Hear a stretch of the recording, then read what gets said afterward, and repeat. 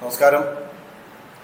നമ്മുടെ ഇടനാട് ഇടമന വേദിക് സെൻറ്ററിൽ വെച്ചിട്ട് ഈ വരുന്ന 9-10 തീയതികളിൽ നവചണ്ഡിക യാഗം നടക്കുകയാണ്.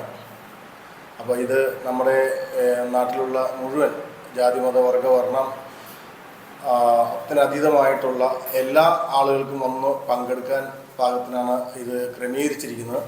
അതുപോലെ തന്നെ ഇതിൻ്റെ നമ്മുടെ മറ്റുള്ള ഉത്സവങ്ങളെ പോലെ തന്നെ ഇടമന വേദിക് സെൻറ്ററിൽ നടത്തുന്ന ദൈവാനുഗ്രഹമായ ഈ പരിപാടികൾ പ്രോഗ്രാംസ് എന്ന് പറഞ്ഞു കഴിഞ്ഞാൽ തൊട്ട് മുമ്പിലത്തെ വർഷം നമ്മൾ പറശ്ശിനിക്കടവ് മുത്തപ്പനെ കൊണ്ടുവന്ന ബഹുമാനപ്പെട്ട ജിഷ്ണു തിരുമേനി മുത്തപ്പനെ കൊണ്ടുവന്ന് നമ്മുടെ മീനച്ചിൽ താലൂക്കിൽ മുത്തപ്പൻ്റെ അനുഗ്രഹം എന്ന് പറഞ്ഞാൽ ഇടനാടിൻ്റെ മണ്ണിൽ അങ്ങനെ ഒരു പരിപാടി ആദ്യമായിട്ടാണ് നടത്തപ്പെടുന്നത്. അതുപോലെ തന്നെ ഒരു ഉത്സവത്തിൻ്റെ ഒരു പ്രതീതിയാണ് അന്നേരം ഉണ്ടായിരുന്നത്. ആളുകൾ എവിടുന്നൊക്കെയാണ് വന്നു ചേർന്ന മുത്തപ്പൻ്റെ അനുഗ്രഹത്തിന് വേണ്ടിയിട്ട് അവിടെ എത്തിയെന്ന് നമുക്ക് അറിയാൻ പോലും സാധിക്കാത്ത ആളുകൾ അവിടെ കൂടിയിരുന്നു. അതേപോലെ അതിൻ്റെ ഇരട്ടിയായിട്ടാണ് ഇപ്പോൾ നടക്കാൻ പോകുന്നത്. കാരണം കൊല്ലൂർ മൂകാംബിക ക്ഷേത്രത്തിൻ്റെ തന്ത്രി വന്ന് നേരിട്ട് ഇടനാടിൻ്റെ മണ്ണിലെത്തി നമ്മുടെ ഇടനാട്ടിലുള്ള ജനങ്ങൾക്ക് അനുഗ്രഹം പകരുന്നതിന് വേണ്ടിയിട്ടുള്ള യാഗം നടത്താൻ പോവുകയാണ്. അപ്പോൾ അതിന് നമ്മുടെ ഇടനാടിന് വേണ്ടിയിട്ടുള്ള അനുഗ്രഹം തരുന്നത് നമ്മുടെ ഇടമന വേദിക് സെൻറ്ററിൻ്റെ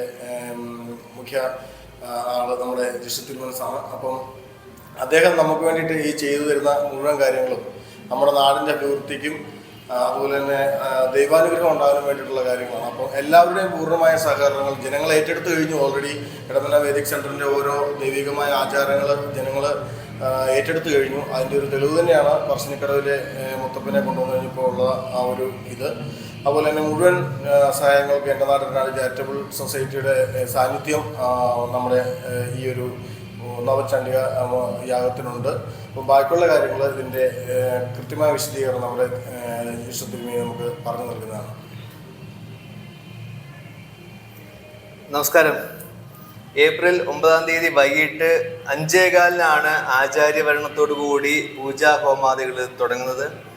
ആദ്യം ഗണപതി പൂജ, അതിനുശേഷം ചണ്ഡിക പാരായണമാണ്. അതിനുശേഷം സുവാസിനി പൂജ, മംഗല്യ സ്ത്രീകളെ എത്തിയും കുഞ്ഞുങ്ങളെ എത്തിയുള്ള കുമാരി പൂജയോടുകൂടി കഷായ നൈവേദ്യത്തോടു കൂടി 9 തീയതി വൈകിട്ടത്തെ പൂജ സമാപിക്കും. അതിനുശേഷം പ്രസാദൂട്ടുണ്ട്. 10 തീയതി രാവിലെ ആണ് പ്രധാനമായിട്ടുള്ള നവചണ്ഡിക ഹോമം, യാഗമാണ്.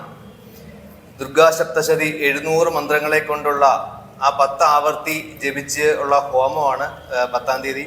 ഈ നവചണ്ഡിക ദേവിയുടെ ഒരു പ്രത്യേകത, ആ ഹോമത്തിൻ്റെ ഒരു പ്രത്യേകത എന്ന് പറയുന്നത് 30 കോടി ദേവതകളും ആ ദേവിയിൽ ഉൾപ്പെടുന്ന ഒരു സങ്കല്പമാണ് നമ്മുടേത്.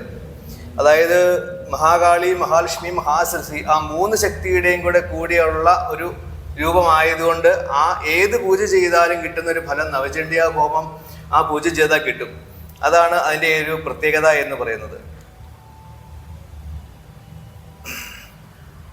അപ്പോൾ ആ കൂടെ തന്നെ എല്ലാ ഭക്തജനങ്ങൾക്കും എല്ലാവർക്കും അതിനകത്ത് അരുൺ പറഞ്ഞ പോലെ തന്നെ ജാതിയോ മതമോ വർണ്ണമോ ഒന്നുമില്ലാതെ എല്ലാവരുടെയും പൂർണ്ണ സഹകരണം നമ്മുടെ മീനച്ചിൽ താലൂക്കിൽ നിന്ന് മാത്രമല്ല, കോട്ടയം ജില്ലയിൽ നിന്നല്ല, അടുത്ത ജില്ലകളിൽ നിന്ന് വരെ ബസ് പിടിച്ച ആൾക്കാർ വരുന്നുണ്ടെന്ന് അറിയിച്ചു. അത് വളരെ സന്തോഷമുണ്ട്.